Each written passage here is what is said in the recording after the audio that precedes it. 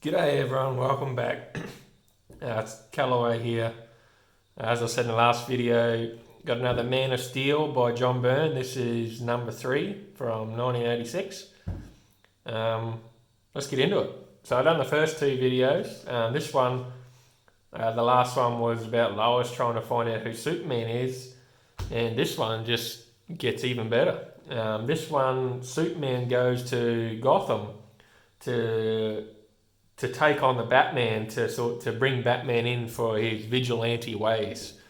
So the story in Gotham is there's a bunch of explosions happening at jewelry stores. So jewelry stores are being robbed, and then say one jewelry store, for example, they steal a bunch of diamond rings.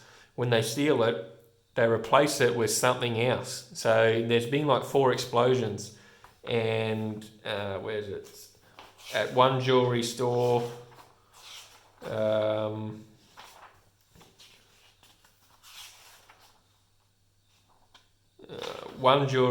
they've replaced, case in point. 6 days ago, Mr. Henry Jarrell opened his Downer Avenue jewellery shop at 7:15 a.m. as usual. Only he very quickly discovered things were not as usual. During the night, Mr. Jarrell's little shop had been burglarised.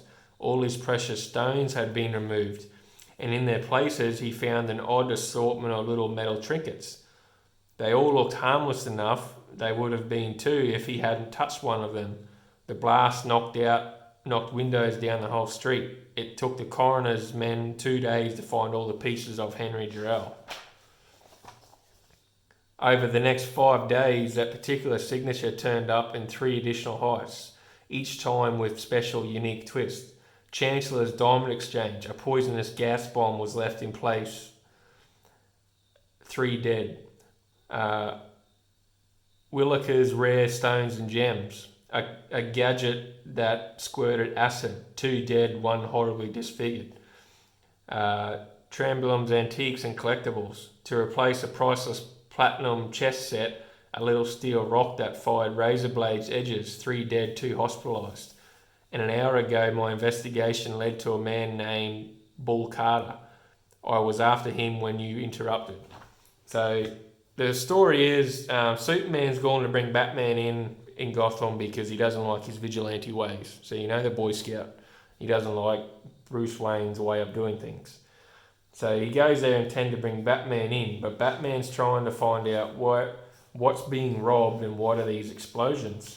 So we get this first page here. Batman's found this guy Bull Carter, and he's a muscle for the person who's robbing these jewelry stores. And then you open it up and you get this shot. Like, how cool does that look? Smells great too. Second page, you get this awesome shot drawn by John Byrne of just Batman standing over this thug here. Like, it's just, man, 80s comics were so cool. I got to read more of them. It was way before my time. So he's trying to get information out of this thug, but this thug's actually more scared of Batman than he is of the criminal that he works for. So he wouldn't tell him, and then Superman interrupts. He runs away, and Superman interrupts, and he's trying to catch him. Superman takes gets his grappler gun and takes the wire and carries him away. So this is where Superman comes in, and the story keeps going, and Batman explains to Superman what's going on. Boy Scout Superman says, it's not how to do things. I'm still going to take you in. And Batman has a trick up his sleeve. The ultimate detective. He has a force field on him. So a simple force field Superman, invisible and tangible, but like the force fields used at the airport metal detectors. So it renders like Superman mute, so he can't defeat Batman. So Batman's got him in a bind. So he helps out. So Superman has no choice but to help out Batman. So they go to this next go to find out who is this person stealing and robbing and killing people.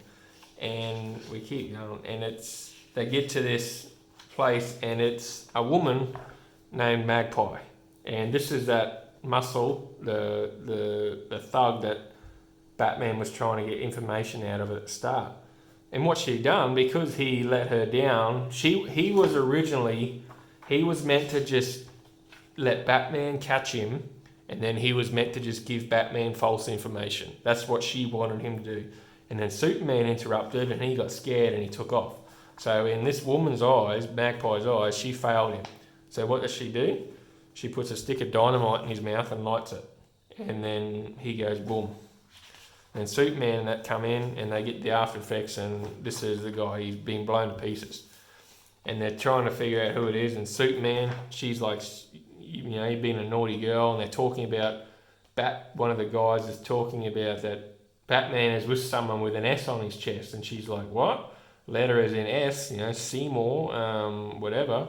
And Superman comes in, and he's like, as in Superman, bad girl, and you've just added the last statistic to your body count. So same again, we get one of the guys that are trying to shoot him, and this guy's like, basically, hell no, he just went through a brick wall, I'm getting the hell out of here.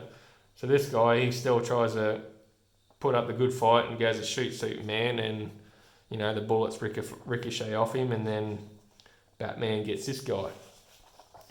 So they keep going, and they figure out she has a plan. So she puts out a poisonous gas, obviously like she used on one of the on one of the jewelry heists, and it kills people. So Superman's there. So what Superman does is Superman sucks all the gas up and then takes off into space. And he lets the gas, exhales the gas, and up in space, the vacuum of space freezes the gas molecules into like ice cubes, and then that in turns the gas becomes safe. It becomes not toxic anymore. So Superman does the gas thing. He takes the gas away and he flies back down, and he flies back down, and Batman, he's got the ultimate lab in the back of his Batmobile, and he finds a fibre. So doing his the classic detective comics, and he finds a fibre that she was using, and it's 5,000 years old. And they're like, she wouldn't be 5,000 years old. How would she get something so old? And Batman's like, I only know one place in Gotham where she could get that. And they end up here at a museum, and all the mummies and stuff here. And Batman and that arrive, and Superman rips her wig off. She has a wig, and then as soon as he rips her wig off, she just completely melts down. She goes from this big villain to just this blubbering mess, and she's like her whole life is about pretty things. And I'll read this panel. This panel here is brilliant. The wording, the dialogue. Strange to see her break down like that. I can't help but feel sorry for her. And Batman's like, you think I don't? She's not a real criminal, not like the gutter slime I've dedicated myself to destroying. She's just a frail human psyche, an unbalanced ID that got pushed too far. You saw the psychological profile in her record. A little girl who loved pretty things, a trifle too much, perhaps who was taunted and called Magpie because of it, who educated herself, became a curator of one of the nation's leading museums, so she ended up owning that museum, and found herself having to watch over pretty things she could never possess.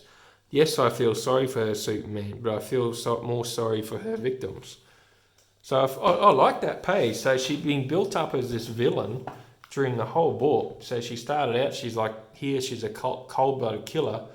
She's killing people from when she's stealing from them, but then she just cold-bloodedly blows up her muscle, blows up her thugs.